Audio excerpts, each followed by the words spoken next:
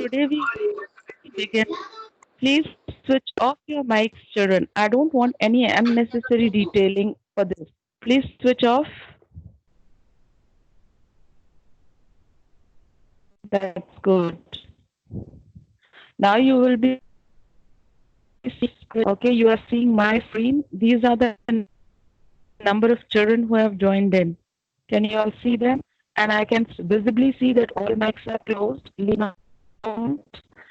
I find my mic open. I want all the other mics to be switched off. Clear? Now we move on to the poem which we will do. Okay. So the name of the poem is The Weavers. Indian Weavers.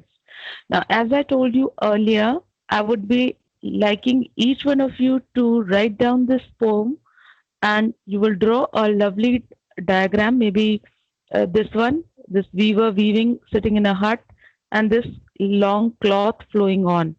Clear? And moving on to this page also. Now, after that, you will write down the word meanings given below. You write down the meaning for gay, Hallian, then plumes and veil. Then the next are solemn and shroud. These are the few word meanings which you will write. You will also mention the index. Whatever chapters we have covered till now, you will be doing that also. Now, without wasting time, let us do the explanation of Indian weavers. I'll read out each line and I'll explain it to you. Weavers weaving at break of day, why do you weave a garment so grey?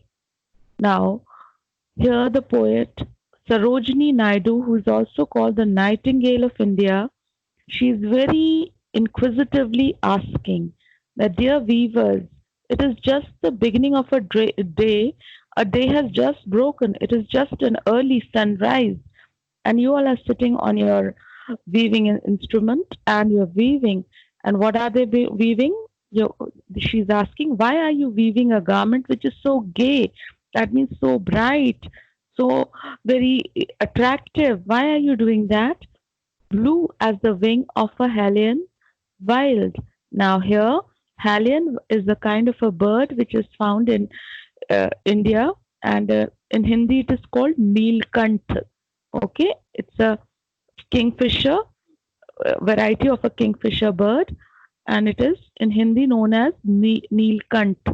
So she's asking, just as the beautiful blue color of the wings of a Hallian wild bird, why are you weaving such a beautiful, colorful, attractive garment? And to this, the weavers reply, we weave the robes of a newborn child. The fourth line. Now, here they are telling, the weavers are replying,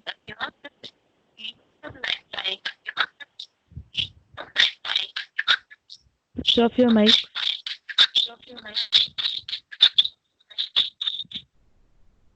Switch off your mics. So here the last line, we weave the robes of a newborn child. So the weavers are replying back to the poet saying that yes, we are weaving this colorful cloth for a newborn infant, for a newborn baby. We are stitching a robe for the newborn child. Now here in this particular paragraph, the early daybreak, that means the early sunrise, beginning of a day, is taken just as a newborn child. Just as a newborn child is full of life, and so is the early daybreak. It is so bright, it is so colorful, and so chirpy, enthusiastic. So here the beginning of a day is compared to a newborn child. And the colors used here are also the weaving colors. The weavers are using beautiful blue color, which is attractive, bright, charming, just as a newborn child, full of energy. So this is the first paragraph. Just go through it and see if you've understood. Then next paragraph, weavers weaving at fall of night. Now see, this is just the opposite of the first paragraph where they are telling you early time of the day. And now in the second paragraph, weavers are still weaving, but the time factor has changed. Now it's the night time. Why do you weave a garment so bright? Now, again, the question of the poet is Sarojini Naidu is asking them, why are the garments so bright, so colorful, so attractive? And this time the color has been compared to the peacock's feather, like the plumes of a peacock, purple and green. Now, just as peacock has long feathers with colors on it, and the colors are very bright and attractive. You must have seen India's national bird is peacock. So the colors purple and green, sorry, have been added to the garment, and now the weavers are again being asked now at the night time you're using purple and green. You're making such beautiful weaving garment for, and you're using just the colors same as the peacock feathers, large feathers. So what are you doing it now for? So to this again, the last line is an answer which is given back by the weaver to the poetess, and they say we weave the marriage veil of a queen. That means we are weaving for a queen. The marriage veil, that means the marriage garment which is worn by women to cover their face. And it's a long, delicate, lovely, colorful garment which is worn as a headdress. सिर पे पहना जाता है headdress, huh?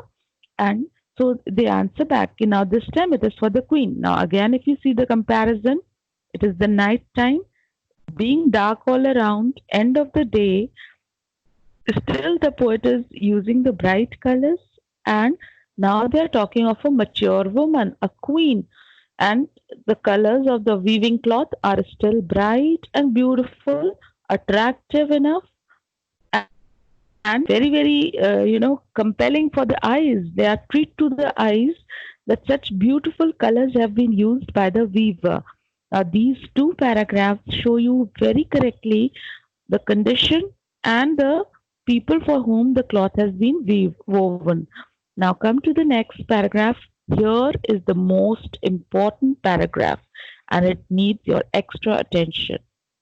Weavers weaving solemn and still. Now, just see the position. The weavers are still weaving the cloth, but this time they are very solemn and still. That means they are very sober, they're very still, they're very silent. They have no, happiness which could be seen in the first two paragraphs. What do you weave in the moonlight chill? Now they are talking. Now the poetess is asking them, so what are you weaving in this moonlight, which is chill, which is so heartless? A moonlight chill means a moon's light is falling, which is very cold, without life. And she's asking that in this time of night, why are you making why are you so serious? Why are you so still and sober? White as a feather and white as a cloud. So can you see the moonlight is white? And so are the colors being used by the weavers are also white.